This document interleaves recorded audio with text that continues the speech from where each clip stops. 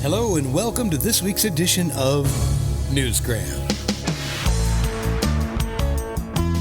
As you know, this program is all about interesting people living their lives in interesting ways. And today I want to introduce you to Ben. His full name is Ben Hill, but he just goes by Ben. Ben is not a rich man. Well, at least not financially. But when it comes to life, he is wealthy beyond the dreams of avarice. And he is a poet.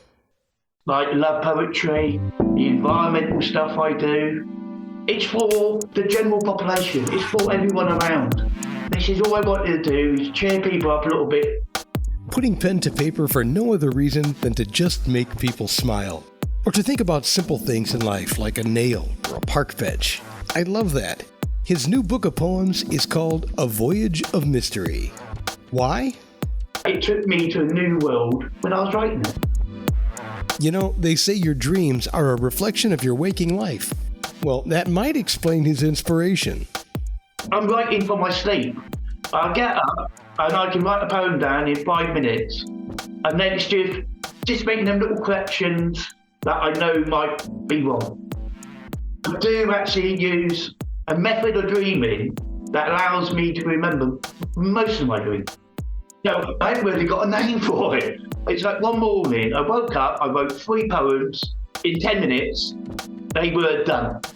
I hear this kind of thing all the time from musicians and other artists. It's just how their mind works, and we can all do it.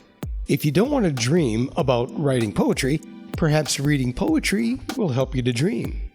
In my latest work, I've come up with a new world, a world of dream. And in this world of dream, it gives a possibility. This is where we go as a second life or third life. It's about the soul. Because I believe that we all have a soul, whether good or bad, it passes on. And that favours my work. Ben has a unique voice. It's one that is thoughtful and heartwarming. But I think there's a lot more than one you'll smile at, and some you'll laugh at, and some you'll look at and think, ooh, a bit serious. This one made me smile. Ben wrote a poem about a park bench and a rusty nail. I mentioned it earlier. Something that is reused, it's somehow you're getting a double life out of it, rather than just throwing it away. Whether it's an inanimate object or an aging human being, our society is quick to discard things, and I think there's great value in having a second look at pretty much everything we throw away. Whether it's recycling from the source, should it have even been made in the first place? And if so, could it have been made different? Or just keeping an old park bench alive? There's poetic justice in that. Here's Ben with his poem, My Rusty Nail.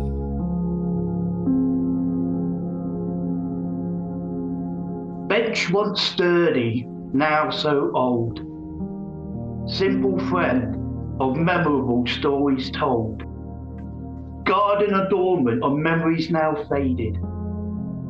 But known when sat upon, important talks persuaded. This year, my mate did collapse. Punished by time, now had enough of that. Nails of frame were nearly all bent brown, but one stood solid, demanded a new crown. Not much to see, but had supported my family for so long. But back to perfection, its importance would continue on. But in what? There was no real choice. A bench part again. This would be nail voice. The inanimate, it is true. Such cannot sing. But in life, small can be the needed thing. Recycling impossible.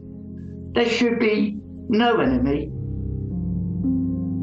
The nail now is support for new generation of family. His book contains 20,979 words.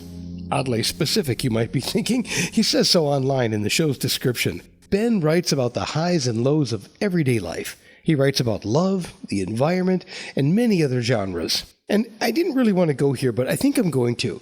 Ben has a love for life that we would all be lucky to emulate. We take so much for granted, especially when you realize that illness has been a constant part of his life. Well, I'm in a wheelchair, so I haven't got the freedom most people have got. I can't drive. Well, wheelchair I can, but it's, at 4 miles an hour, I'm not exactly going fast. And I'll leave you with one last poetic statement before I get too carried away with all my poetic emotions. Ben says, "Poems flow through me. I know not why, but when offered to the public, you are the voice of their merit." Download a copy and see what you think.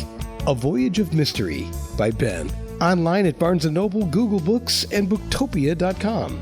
And yes, we've definitely put links in the show's description to make it easy for you.